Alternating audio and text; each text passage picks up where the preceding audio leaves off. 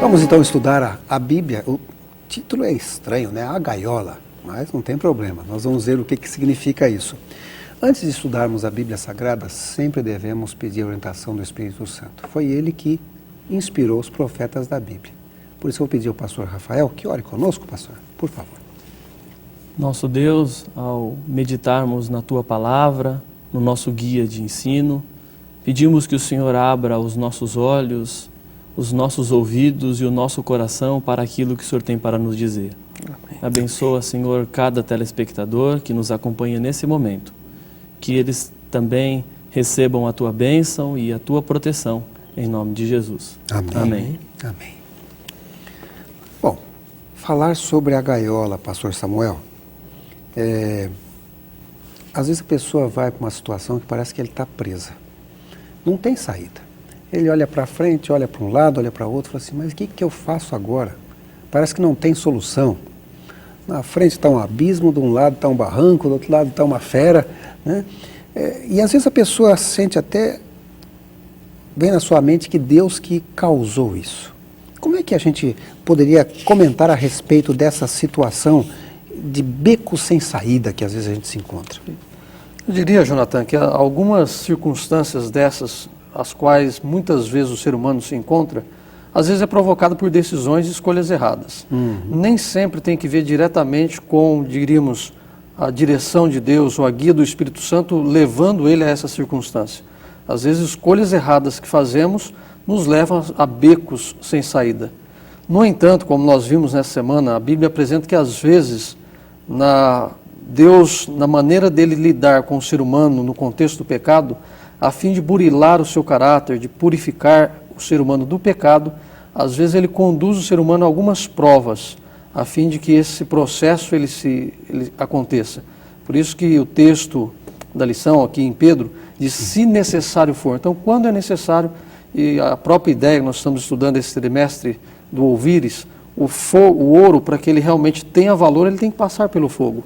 E quanto mais fogo, mais purifica o ouro. É nesse sentido que muitas vezes o ser humano, pela própria providência de Deus, ele passa por provas e lutas na vida.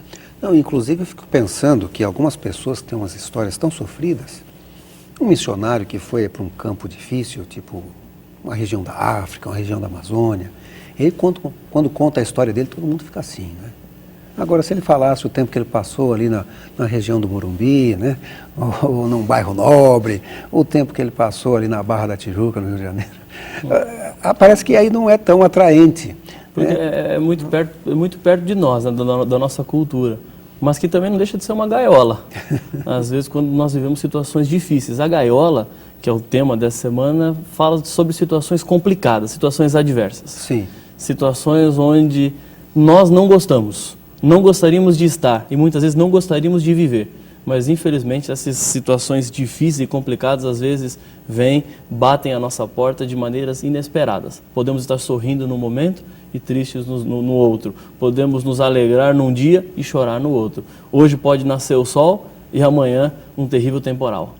Agora, e como o povo de Israel, por exemplo, que foi liberto poderosamente lá do Egito, eles foram seguindo agora a nuvem de Deus e o fogo ali durante a noite. Ou seja, seguiram direitinho.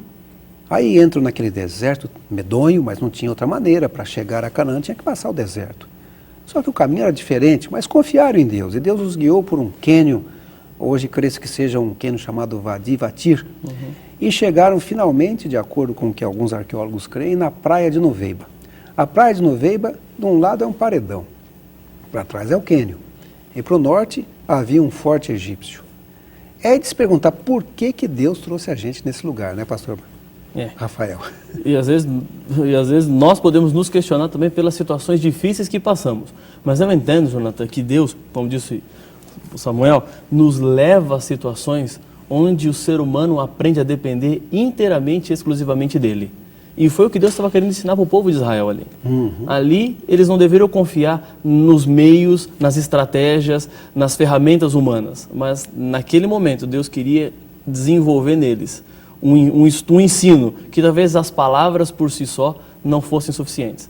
Mas o ensino é que o povo deveria aprender que Deus está no controle, que Deus está acima. E quando Deus coloca a mão, Ele provê situações e saídas. Por mais que nós não enxergamos, é praia de um lado, é paredão do outro, é cânion do outro, e Deus está ali. Ele diz assim, filho, calma, confie em mim, faça o que eu estou mandando, ande por onde eu estou querendo que você ande. E você pode ter certeza que Deus não desamparou o povo de Israel, Não, como não desampara ainda nos nossos dias. Então, eu penso o seguinte, né, que talvez se eles falassem assim, Senhor, a gente pode escolher o caminho aqui? Não seria aquele caminho que eles escolhessem. Por isso que às vezes é bom e sempre compensa seguir o caminho de Deus, né, pastor Samuel? Sem dúvida alguma. Agora, nós temos aqui uma lição que os israelitas aprenderam, porque naquela experiência em que eles tiveram que marchar para o mar, Deus não somente salvou o povo de Israel, como também acabou com os inimigos, né? Sem dúvida alguma, Jonathan.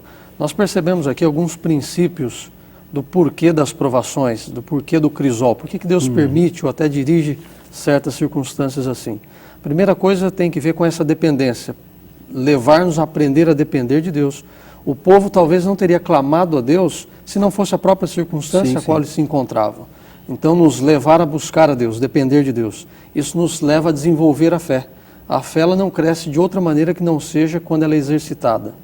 Num outro propósito, nós vemos ali que o nome de Deus foi honrado com aquela situação. Os inimigos do povo de Deus foram destruídos.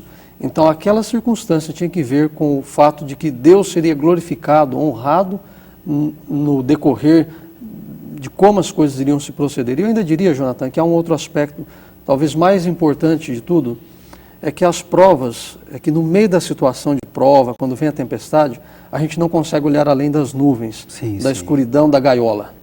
Mas a grande questão que nós vemos pela Bíblia é que em tudo Deus tem um propósito maior. Por detrás daquela circunstância, Deus tinha um plano e Deus estava olhando além. Nós, seres humanos, às vezes só olhamos o momento presente. Tanto nessa situação, diante do Mar Vermelho, depois mais à frente, o povo vai se deparar, nós vamos comentar a questão da água. Em cada uma dessas provas, Deus queria desenvolver neles a fé, a dependência, para que quando estivessem diante de Canaã, eles crescem que Deus poderia dar a terra. E percebemos que quando isso aconteceu, a fé deles, a despeito do que Deus havia feito, isso ainda não havia acontecido. Um ponto aqui, Jonathan, é o seguinte, seguir a Deus não vai isentar a minha vida de problemas. Se eu estou com Deus, isso não quer dizer que eu nunca mais vá ter problemas, que eu não vou ficar desempregado, que não vai ter uma tragédia na minha casa, que eu não vou ter dias difíceis. Seguir a Deus é confiar nele, mesmo quando as situações são adversas, mesmo quando as situações não são tão boas. O povo de Israel foi levado para uma situação adversa, uma situação que não era confortável. Ninguém queria estar ali na situação que eles estavam, ninguém do povo escolheu estar naquela situação, mas Deus os conduziu para lá. E quando eles estavam numa situação adversa, não quer dizer que Deus os havia abandonado, não quer dizer que Deus não se importava com eles, por isso eles estavam sofrendo, mas sim que Deus estava usando aquela situação para lhes ensinar algo. E se nós estamos com Deus, isso nunca vai significar que a minha vida será isenta de problemas, de que eu não vou ter mais que ser provado, que a minha fé não vai ser mais testada.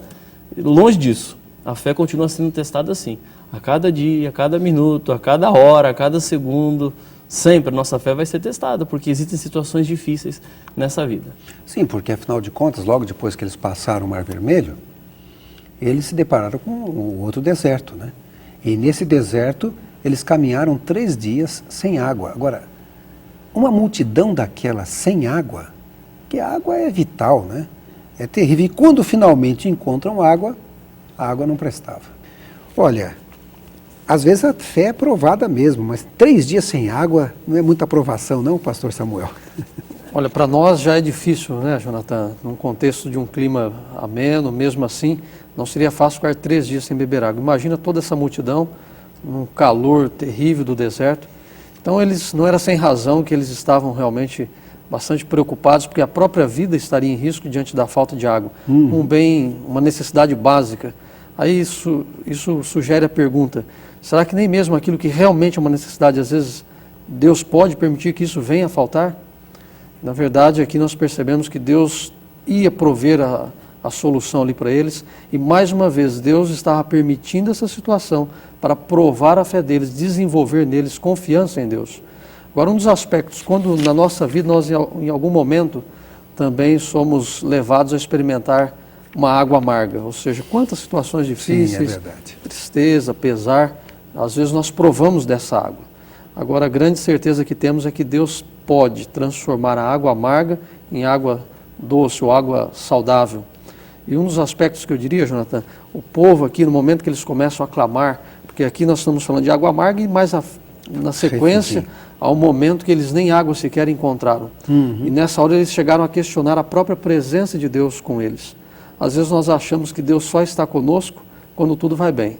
Quando tem água, quando há um bom saldo bancário, quando há saúde. No entanto, Deus queria ensinar que mesmo em meio das provas, Deus estaria com eles. Então essa ideia de que só quando tudo vai bem, Deus está comigo, não é a realidade.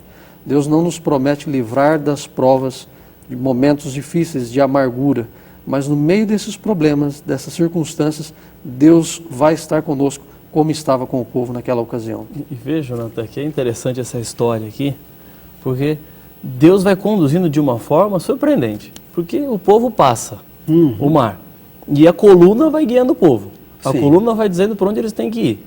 O povo entre si, deserto, clima seco, sol, necessidade de água era grande, e aí a coluna para numa fonte de água.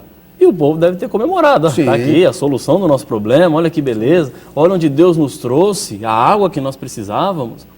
Enquanto provaram a água, Amarga. não era a água que eles queriam, não era a água que eles precisavam. Deus não podia ter conduzido eles direto a uma água boa? Poderia. Deus poderia ter transformado a água antes dele chegar? Poderia também, mas não fez. Deus não transformou a água. Deus levou eles até lá, não levou a outra fonte, levou naquela fonte. Porque Deus ali, mais uma vez, queria mostrar uma importante lição para aquele povo. De que o povo precisava aprender, mesmo nas situações difíceis, a confiar e depender de Deus. Ou seja, aquelas águas, Deus está dizendo assim, não é do jeito que vocês querem. Sim. E uma outra coisa também, o tempo de Deus não é o tempo do ser humano. Exatamente. Deus tem um tempo para cada coisa, só que nós estamos acostumados com a nossa cultura delivery, express, tudo rápido, liga, vem. E se atrasar não paga. Se atrasar não paga. Então nós estamos acostumados com isso, mas Deus às vezes não age no tempo que o ser humano tem, ou no tempo que o ser humano quer, ou no tempo que o ser humano espera. Deus tem o tempo dele, e Deus vai agindo de acordo com o tempo dele, e não no nosso tempo. O problema é, Jonathan, quando nós não entendemos o tempo de Deus, e por Deus demorar um pouco mais, o ser humano pode por si só assumir duas posturas perigosas. A primeira postura é negar a existência de Deus. Deus não existe. Se Deus existisse, não ia trazer eu para essa água amarga. Deus existisse, eu não ia estar passando pelo problema que eu estou. Deus existisse, eu não ia estar desempregado, eu não ia estar chorando, eu não ia estar sofrendo, minha família não ia estar se desintegrando. Essa é uma postura crítica e perigosa. E a segunda postura, também perigosa, quando nos defrontamos com águas amargas, é a postura de que Deus não se importa comigo. Deus está lá longe, está preocupado com o aquecimento global, com a guerra nuclear, com outros problemas, e não comigo. E não com a minha vida aqui simples. Quem sou eu para Deus ter tanta preocupação? Então são duas posturas perigosas, porque Deus existe e se importa conosco, se preocupa conosco. E Ele está nos moldando, Deus está nos fazendo. Muito bem. Bom, e também falando na questão do deserto, o deserto é um lugar também que eles precisariam de Deus o tempo todo, né? Porque não tem como plantar, o que vai nascer naquele lugar, né? Água. Teve que tirar da rocha, mas para tirar da rocha só Deus para tirar, né? Porque não adianta você bater que não vai sair rocha ali, água da rocha, né? O próprio sol escaldante tem que ter uma proteção, ou seja, eles eram totalmente dependentes de Deus no deserto. Às vezes a gente tem que passar pelo deserto, né? Para pegar e conseguir depois vencer nessa vida também. É o caso de Jesus, por exemplo, o livro de Lucas menciona que logo após o batismo, Jesus foi levado ao deserto. Agora, uma pergunta aqui, pastor Samuel. Diz aqui que o Espírito levou Jesus para ser tentado. Como é que a gente explica esse negócio aqui? Jonathan, esse é um aspecto assim onde muitas pessoas talvez poderiam se surpreender com o que a Bíblia está dizendo aqui, mas é a realidade. Na verdade, o próprio Espírito Santo guia Jesus para o deserto, mas eu lhe diria, Deus sabia o grande plano e o ministério de Jesus que implicava em salvar a humanidade. Eu pergunto, se Jesus não tivesse passado pela tentação e vencido a tentação, qual seria a nossa situação hoje diante da tentação? Então, primeiro aqui havia um propósito salvífico nesse ato do Espírito Santo em conduzir Jesus para o deserto. Primeiro, para nos servir de exemplo de como vencer a tentação, para mostrar que também podemos vencê-la. E, no entanto, para dar um conforto para nós ainda maior, de que eu, como ser humano, às vezes eu falho, nem sempre nós vencemos a tentação. Exato. E para essa circunstância, saber que Jesus venceu a tentação em meu lugar. Então, de fato, Jesus foi conduzido ao deserto porque havia um propósito de salvação para nós e por isso Deus permitiu que isso acontecesse. E aqui Jesus, nessa tentação, ele mostra como vencer. Exatamente. Ele citava a palavra de Deus. Agora, não é muita coincidência ou falta de originalidade de Satanás começar a tentação pelo mesmo ponto de Eva, o apetite? Sim. Ele tem trabalhado sempre da mesma forma, é o que nós temos visto, Jonathan. As estratégias do inimigo de Deus continuam as mesmas. Ele muda a roupagem, muda um pouquinho só, cara, passa uma maquiagem, dá uma pintadinha assim, mas no final continua sendo a mesma coisa, porque foi a tentação que ele mesmo teve. Ele queria ser Deus, diz lá em Isaías 14, 12 a 14. E quando ele tenta Eva pelo apetite, a promessa é, você vai ser como Deus. Então a tentação que ele teve, ele agora tentou transportar para a mulher. E para Jesus, da mesma forma, tentando levar Jesus ao pecado, mas o que Jesus fez foi responder com a Bíblia. Citou textos bíblicos, aquilo que a Bíblia falava. E aí podemos usar a palavra do salmista, que diz assim, guardei no meu coração as tuas palavras para não pecar contra ti. Como é que eu posso vencer a tentação? Através da palavra de Deus, citando a palavra de Deus, lendo a palavra de Deus. E há um detalhe aqui, Jonathan, que eu acrescentaria. Nós estamos vendo que essas provações que Deus permite, elas têm o fim de levar à dependência de Deus. E nós percebemos pelas tentações que Satanás colocou diante de Jesus, que havia esse princípio estava envolvido. Na primeira, por exemplo, quando o inimigo disse a Jesus, olha, transforma essas pedras em pães. Você não é o Filho de Deus? Faça isso. Ou seja, confie em você, você tem poder. Era levar Jesus a depender dele mesmo e não de Deus. No segundo momento, Jesus, após passar pela primeira provação, a primeira tentação ali, no segundo momento, Lúcifer diz, olha, você é filho de Deus e a Deus você pode dar ordens. Atira-te daqui e os anjos vão te proteger. Quer dizer, primeiro tentou para que ele usasse o seu próprio poder, agora use o poder de Deus. E aqui um aspecto, mas será que nós não podemos usar o poder de Deus? Mas é nesse sentido que hoje muitas pessoas pregam, olha, Deus vai te curar. Quer dizer, use o poder de Deus. Você determine, Deus tem que te curar. E Jesus mostrou que essa não é, o princípio não é eu usar o poder de Deus, é o poder de Deus me usar. E no último momento ali, Lúcifer chega até o ponto de dizer, bom, você não quis usar o seu poder, não quer usar o poder de Deus, então usa o meu poder. E ele diz, olha, eu posso te dar tudo isso.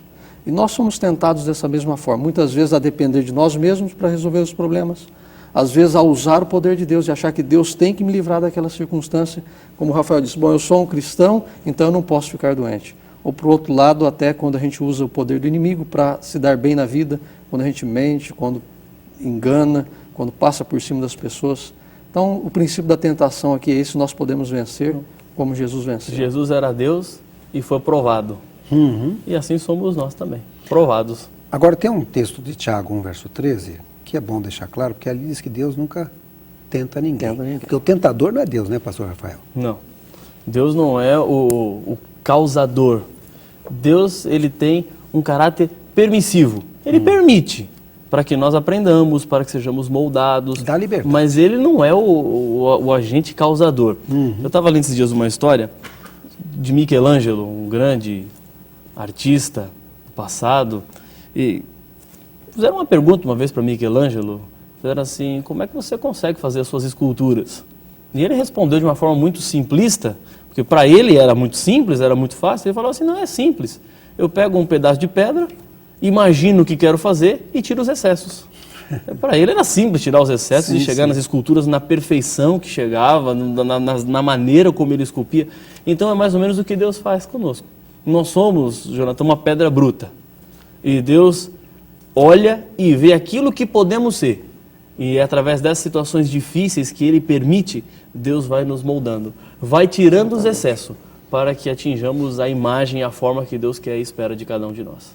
Inclusive, na próxima página aqui do nosso guia de estudos, mostra, por exemplo, o resultado da aprovação e que o ideal de Deus é que esse resultado permaneça, né, por muito tempo.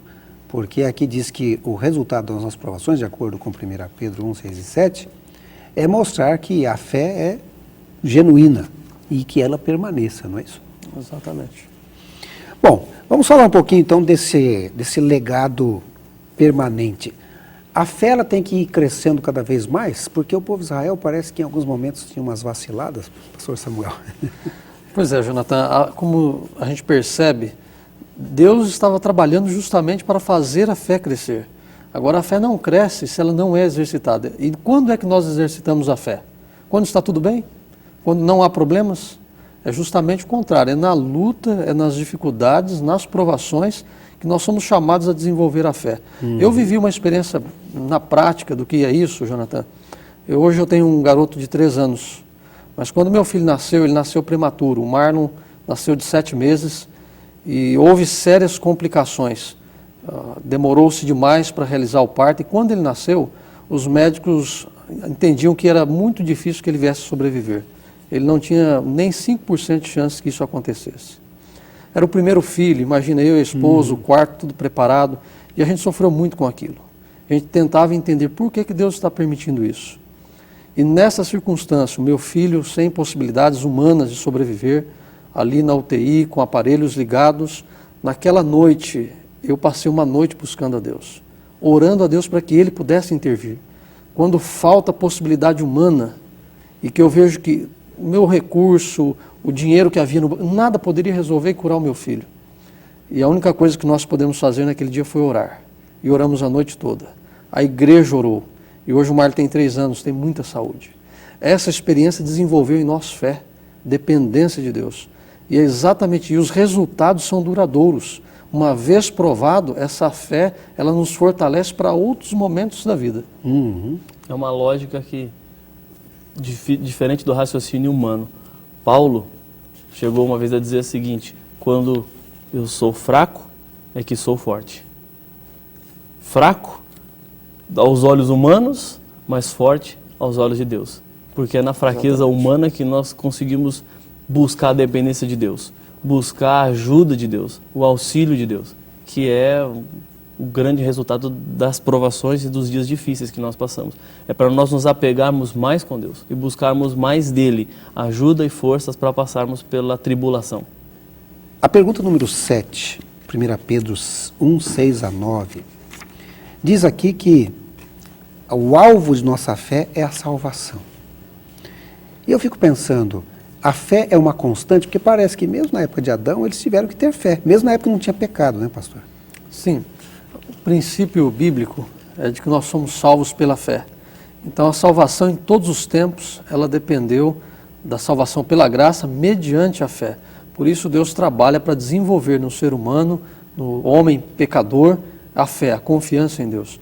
E nesse aspecto é muito bonito esse texto de Pedro, porque Pedro está escrevendo para um grupo de cristãos, de crentes, que na época não conheceram Jesus pessoalmente. E ele diz assim, olha, vocês não viram ele, mas o amam.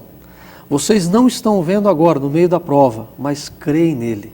Então exultem de alegria, porque o resultado da fé de vocês é a salvação. Então, é muito bonito essa realidade do modo como Deus trata conosco, mediante a prova, as lutas, nós continuarmos crendo. A despeito das nuvens escuras, saber que acima brilha o sol. Então essa era a realidade que aqueles crentes estavam vivendo, eles dispersos, longe da família, a situação que era bem difícil, estavam longe dos amigos, passando por provas, os cristãos eram uma minoria na época, e perseguidos, muitos sendo presos, mas eles continuavam amando a Jesus, crendo nele pela fé. E o resultado de uma vida assim é a salvação, como o texto diz. O propósito até dessa circunstância é a salvação. Deus não nos prova de forma alguma, a não ser que seja para esse fim, a salvação. A fé que não é exercitada morre. É como um braço. Se eu quebrar meu braço e ficar muito tempo imobilizado, quando se tirar o gesso, a tala, o que for, não vou conseguir mexer o braço. Tem que fazer uma fisioterapia aí, né? Ele ficou engessado, ele ficou muito tempo na mesma posição. Eu vou ter que fazer fisioterapia para reacostumar o meu braço a movimentar-se, a mexer-se. A fé, da mesma forma. Se ela não for movimentada, se ela não for trabalhada, se ela não for exercitada, se ela não for vivida, a tendência dela é que ela atrofie, é que ela fique engessada, é que ela fique dura, imobilizada. E Deus, então, através das provações, como diz aqui o texto de Pedro, Ele vai, então, fazer com que a nossa fé se mexa, que ela continue viva, que ela seja fortalecida, que ela seja aperfeiçoada, que ela seja moldada, que ela cresça, que ela se expanda. A fé deve crescer, Jonathan. A minha fé de amanhã tem que ser melhor do que a fé de hoje. Cada dia eu tenho que procurar crescer na minha fé, na minha confiança, na minha dependência de Deus. Então, o nível de fé não é estático. Ninguém aqui na nossa esfera humana vai chegar a tal nível de fé que não vai precisar mais de fé, que não precisa mais desenvolver a fé. A fé tem que ser constantemente acrescida, somada, exercitada. E, inclusive, a Bíblia diz que a fé vem pelo ouvir e ouvir a palavra de Deus. Então, está ótimo. Estamos aqui estudando a palavra de Deus para que a fé seja aumentada. Eu lembro exercitando também, a fé. Exatamente. E eu lembro também de dois personagens da Bíblia, Josué e Caleb. Esses dois já tinham fé. Lá, quando era para entrar na Terra Prometida, eles falaram, vamos. Outros não tinham fé. E parece que durante aqueles 40 anos a fé só fez aumentar. Porque Josué se tornou um líder, Caleb também ajudou ali na tomada de Canaã. Impressionante. Agora, nós temos aqui um outro título. O título é Provados pelo Fogo. Essa questão de prova do fogo não é muito fácil, né? Eu sei que fico pensando, quando fala nisso, naqueles 3 jovens hebreus, sabe? Porque eles foram literalmente jogados no fogo, pastor. E também João, parece que foi jogado ali num caldeirão de óleo fervente. Como é que uma pessoa consegue ter fé numa provação como essa? O mesmo fogo que purifica é o fogo que queima. Então, ao mesmo tempo que eu sou purificado pelo fogo, ele também queima. E queimadura dói. A queimadura, às vezes, deixa cicatriz. Eu tenho uma aqui na perna, de uma moto, uma vez que eu encostei a perna no motor de uma moto quente, está lá a cicatriz. Isso aí como é dolorido. É dolorido. Então são esses dois lados que o fogo tem. O fogo ao mesmo tempo que purifica, que melhora, que restaura, ele ao mesmo tempo ele queima. Ele deixa algumas marcas, deixa algumas dores. E essas dores são boas, são benéficas. Deus permite que nós passemos por essas dores para que cresçamos. E crescer às vezes dói. Enfrentar a vida, os problemas, dói. É dolorido, mas também faz com que nós cresçamos. Olha, a Bíblia também diz que o Senhor disciplina. Então, como é que é essa disciplina de Deus? Nós poderíamos entender isso, Jonathan, especialmente quem é pai e tem filho, e a Bíblia usa exatamente essa expressão. Nós somos criaturas de Deus, somos seus filhos. E assim eu, como pai, eu disciplino meu filho porque eu amo. Assim Deus diz, eu os disciplino porque vocês são filhos. Se Deus não disciplinasse, eles já não seriam filhos, e sim bastardos. Então, esse é o princípio. Deus disciplina porque quer o nosso bem. Dentro desse contexto, eu volto a repetir a frase. Quanto mais fogo, mais purifica o ouro. Então, Deus não lança no fogo o metal vil sem valor, mas é o ouro precioso. Então, é porque somos preciosos, é porque somos filhos que Ele permite. E aí nós temos a promessa do Salmo 23, todos conhecem e apreciam, diz, ainda que eu ande pelo vale da sombra da morte, não temerei mal nenhum, porque Tu estás comigo. Então, na disciplina, nas provações, Deus está conosco. E o ato disciplinar é um ato de amor, assim como nós, como pai, por amor, disciplinamos os nossos filhos para o próprio bem deles. Pastor Rossi, o outro texto diz assim que vocês me procurarão e me acharão quando me buscares de todo o coração. Como é que a gente faz para encontrar a Deus? Porque às vezes a pessoa está numa situação tão terrível, tão triste, que às vezes nem tem vontade de buscar a Deus. É uma luta contra a nossa própria natureza, porque é preciso buscar a Deus. E o ser humano tem que entender e descobrir que a solução e a saída para o problema dele está nas mãos de Deus. Tem uma ilustraçãozinha que conta-se que quando nós estamos em pé, a nossa tendência, e o mais fácil é olharmos assim para o horizonte, para aquilo que está ao nosso redor, para aquilo que está aqui, mais ou menos na nossa linha, no nosso campo de visão. Mas quando nós caímos, nós só temos 2 lugares para olhar. Ou você fica olhando para o chão, para onde você está caído, ou você olha para cima. Então, se estivermos hoje dentro de uma gaiola, sentindo que caímos, que estamos lá embaixo, nós temos dois lugares para olhar. Ou olhamos para o chão, e olhar para o chão não vai levar para lugar nenhum, sim, ou olhamos para cima. E lá de cima vem o socorro, lá de cima vem a ajuda. É isso que Deus está dizendo. Me procure, me chame, me busque. Tem uma historinha, Jesus acalmando uma tempestade. Sim. Conta a Bíblia lá no Evangelho de São Marcos, no capítulo 5. Jesus acalmou a tempestade, só que para ele acalmar a tempestade, uma coisa foi imprescindível.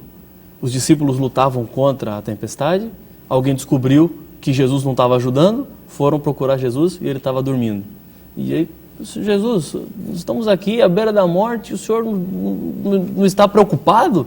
E a Bíblia diz que Jesus levantou-se, colocou as mãos para cima, na popa do barco, e falou para o mar e para a tempestade: acalma-te, emudece. Eu entendo que o sono de Jesus não era porque ele estava muito cansado ou porque estava indiferente à situação. O Senhor Jesus esperava ser chamado. E quando ele foi chamado, ele resolveu a situação. Ele resolveu o problema. Quando Deus diz assim, tem que buscá-lo de todo o coração, é porque temos que chamá-lo. Porque enquanto não chamarmos Deus, ele aguarda pacientemente. E quando nós vamos buscá-lo, ele vem, ajuda e corrige. Muito bem. Nós temos aqui um texto ainda, eu queria só mencioná-lo e depois já vamos para o encerramento, porque é ele que diz, Deus dizendo, né, nunca te deixarei, nunca te abandonarei. Deus é um pai realmente que nos ama como mãe, como dizem alguns, né? Nós temos aí um tempinho para terminarmos. Eu vou pedir ao pastor Samuel que, em rápidas palavras, ainda extrai aí o que ainda achou de interessante nesse estudo do dia de hoje. Diria, Jonathan, se nesse momento alguém que nos assiste vem passando por muita luta, vem passando por um momento de prova no fogo, dentro da gaiola, entenda isso como um plano de Deus e que por detrás dessa circunstância Deus está no controle. E assim que às vezes parece que as coisas uma atrás da outra vão acontecendo, problemas em cima de problemas. Tem uma história de um cavalo caiu dentro de um buraco e o cavalo ali agora era mais fácil enterrar o cavalo ali do que tirá-lo, seria muito difícil. E foi mandado então que jogasse em terra, quer dizer, a situação já era ruim para o cavalo dentro do buraco e agora jogar terra em cima. Então, mas na medida em que jogava a terra, ele ia se sacudindo ali, a terra ia para o chão e logo o cavalo estava fora do buraco. Às vezes até aquilo que a gente pensa que é para o nosso mal, na verdade acaba sendo a solução. Eu terminaria com uma citação do livro Educação, na página 305, diz assim: todas as perplexidades da vida serão então explicadas, onde para nós aparecem apenas confusão e decepção, propósitos frustrados e planos subvertidos, ver se há um propósito grandioso, predominante, vitorioso, uma harmonia divina. Então, que você possa confiar nessa promessa, amigo telespectador, de que por detrás dessas dificuldades, por além dessa gaiola, diríamos, há um plano, há um propósito e Deus certamente está no comando. Com certeza. Pastor Rafael. No meio da dificuldade, no meio da dor, no meio do choro, no meio dos problemas, Deus está sempre do nosso lado. É isso que ele diz. E o que ele espera hoje é a nossa entrega, do nosso coração, a entrega da nossa vida nas mãos dele, para que ele venha e solucione o problema, para que ele venha e nos ajude, para que ele venha e nos transforme, tire os excessos.